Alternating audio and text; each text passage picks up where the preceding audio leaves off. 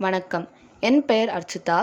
இன்று நான் எனக்கு மிகவும் பிடித்த புத்தகம் ஒன்றை பற்றி விமர்சிக்க வந்துள்ளேன். புத்தக விமர்சனம் அப்படின்னா என்னன்னா, புக் ரிவ்யூ அப்படின்னு அர்த்தம். நீங்கள் எல்லாருமே பொன்னியின் செல்வன் படிச்சிருப்பீங்க. படிக்கலைனாலும் படமாச்சு பார்த்துருப்பீங்க. இன்று நான் பொன்னியின் செல்வன் கதையின் ஆசிரியர்.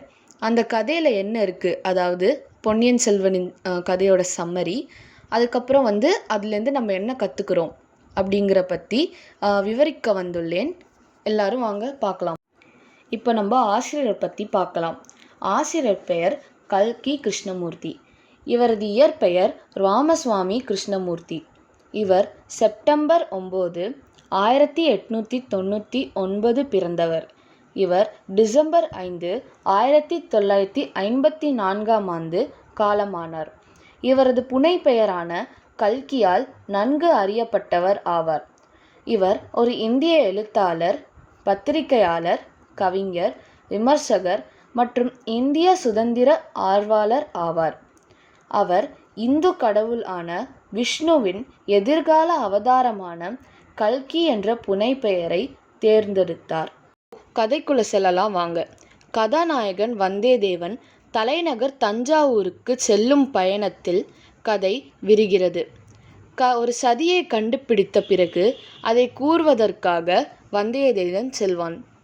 இலங்கையில் பொன்னியின் செல்வன் அதாவது ராஜராஜ சோழன் ஈழத்து போர் அதாவது இலங்கை போருக்காக நிறுத்தப்பட்ட நிகழ்வுகள் கதாபாத்திரங்களின் வாழ்க்கையின் கடந்த கால சோக கதைகள் ஆகும்.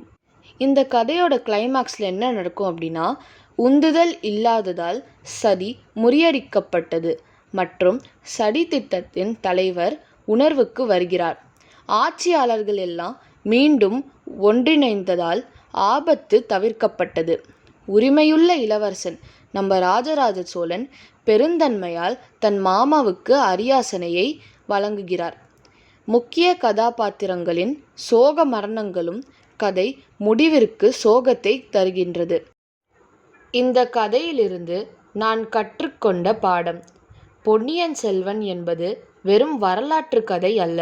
இது மனித இயல்பு, தேர்வுகள், பேரரசுகள் மற்றும் விதிகளை வடிவமைப்பவர்களின் நீடித்த ஆவி ஆகியவற்றின் பிரதிபலிப்பாகும். அதன் கருப்பொருள்கள் காலம் மற்றும் கலாச்சாரங்கள் முழுவதும் எதிரொலிக்கின்றன. இது காலமற்ற தலைசிறந்த படைப்பாக அமைகிறது.